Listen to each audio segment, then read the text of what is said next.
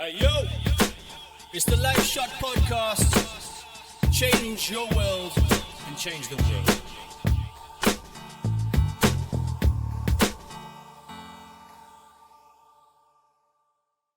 Welcome all you LifeShotters. Hope you guys are doing well today. Today we're going to talk about making ways to find your passion. So some people may have multiple passions, they know what they are. Some people don't know what their passions are, and they're like, what is my passion? What should I be doing in life? So for those who don't know me yet, my passion is really spreading a message.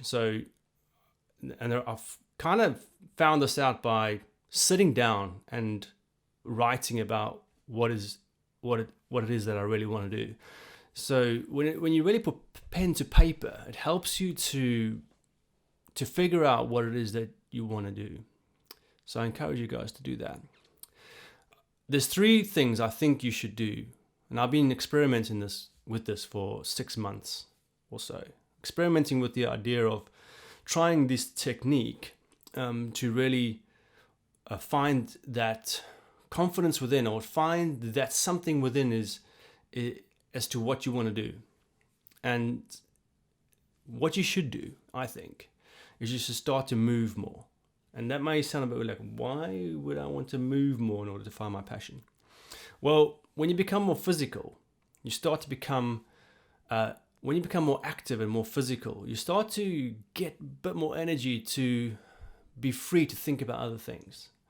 So I want you to think about these things. Is start to move more, is number 1. Number 2 is spend more time in quiet. So with no distractions, no technology, spend more time in quiet, and try to do this every morning. I don't get around to it every morning, but a good 4 to 5 times a week, I'll make sure that when I wake up in the morning, I spend at least an hour with myself, doing the meditations or exercises, concentration, focus, and all that.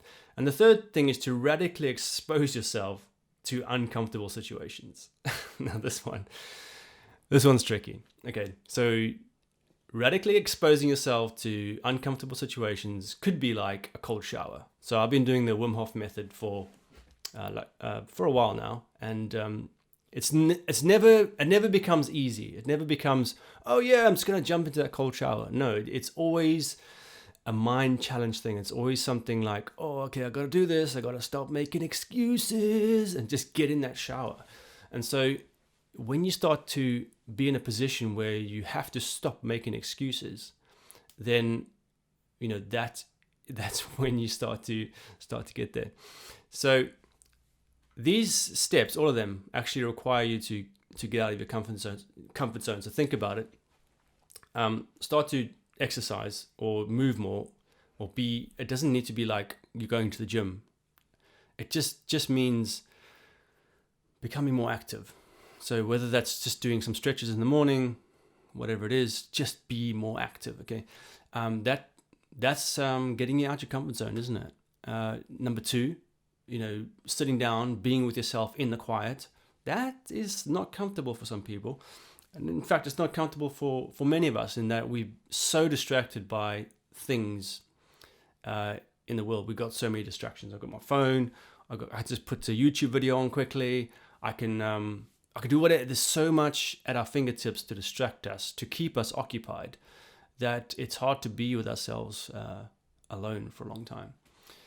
And then the third is, of course, exposing yourself to those situations like cold showers, for example. It doesn't have to be a cold shower. It could be things like maybe doing a talk at a meetup. I don't know. That's putting yourself in a uncomfortable position, and you'd really have to prepare for that, and it's going to be nerve-wracking. But these 3 things are going to really help make the way for you to find out what you're passionate about. And we'll talk to you about heart coherence. When you start to have a higher intuition, so when your intuition increases, it helps you to make better decisions. So if you want to make a good decision, you need to tap into something better than just the logical brain. You need to tap into something intuition.